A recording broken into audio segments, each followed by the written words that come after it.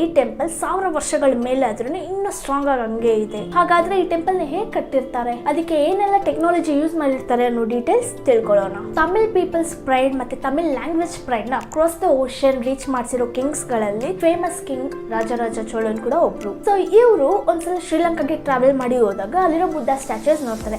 ಅಲ್ಲಿರೋ ಕೆಲವು ಬುದ್ಧ ಸ್ಟ್ಯಾಚ್ಯೂಸ್ ತುಂಬಾ ದೊಡ್ಡದಾಗಿದೆ. ಅವ್ರಿಗೆ ಆಶ್ಚರ್ಯ ಆಗುತ್ತೆ, ಏನು ಇಲ್ಲಿರೋ ಬುದ್ಧ ಸ್ಟ್ಯಾಚ್ಯೂಸ್ ಎಲ್ಲ ಇಷ್ಟು ದೊಡ್ಡದಾಗಿದೆ, ಆದ್ರೆ ನಾವು ಪೂಜಿಸ್ತಿರೋ ಶಿವಾಗೆ ಇಷ್ಟು ದೊಡ್ಡ ಸ್ಟ್ಯಾಚ್ಯೂ ನಮ್ಮ ಹತ್ರ ಇಲ್ವಲ್ಲ, ಹಾಗಾದ್ರೆ ನಾವೇ ಶಿವಾಗೆ ಒಂದು ದೊಡ್ಡ ಸ್ಟ್ಯಾಚ್ಯೂ ರೆಡಿ ಮಾಡ್ಬೇಕು ಅಂತ ಅವ್ರಿಗೆ ಆಸೆ ಬರುತ್ತೆ. ಈ ರಾಜರಾಜ ಚೋಳನ್ ಅನ್ನೋರು ಲಾರ್ಡ್ ಶಿವಾಗೆ ಪರಮ ಭಕ್ತರು. ಸೊ ನಮ್ಮ ಲೆಜೆಂಡ್ ಅಲ್ಲಿ ಯಾವ್ದು ಲಾರ್ಡ್ ಶಿವಾದು ದೊಡ್ಡ ಸ್ಟ್ಯಾಚ್ಯೂ ಇದೆ ಅನ್ನೋ ಟೆಂಪಲ್ ನ ಹುಡ್ಕೋಕೆ ಸ್ಟಾರ್ಟ್ ಮಾಡ್ತಾರೆ. ಹಾಗೆ ಹುಡ್ಕೋವಾಗ ಕಾಂಚಿಯಲ್ಲಿ ಕೈಲಾಸನಾಥ ಟೆಂಪಲ್ ನ ನೋಟ್ ಮಾಡ್ತಾರೆ. ಆದ್ರೆ ಆ ಟೆಂಪಲ್ ಅಲ್ಲಿ ಇರೋ ಸ್ಟ್ಯಾಚ್ಯೂ ಇವ್ರು ಎಕ್ಸ್ಪೆಕ್ಟ್ ಮಾಡೋಷ್ಟು ದೊಡ್ಡ ಸ್ಟ್ಯಾಚ್ಯೂ ಆಗಿರ್ಲಿಲ್ಲ. ಸೊ ಇದಕ್ಕಿಂತ ದೊಡ್ಡ ಸ್ಟ್ಯಾಚ್ಯೂನ ನಾನು ಬಿಲ್ಡ್ ಮಾಡ್ಲೇಬೇಕು ಅಂತ ಥಿಂಕ್ ಮಾಡಿದ್ದೆ ಬೃಹದೀಶ್ವರ ಟೆಂಪಲ್ ನ ಕಟ್ಟೋದಕ್ಕೆ ಸ್ಟಾರ್ಟಿಂಗ್ ಪಾಯಿಂಟ್ ಅಂತ ಹೇಳ್ಬೋದು.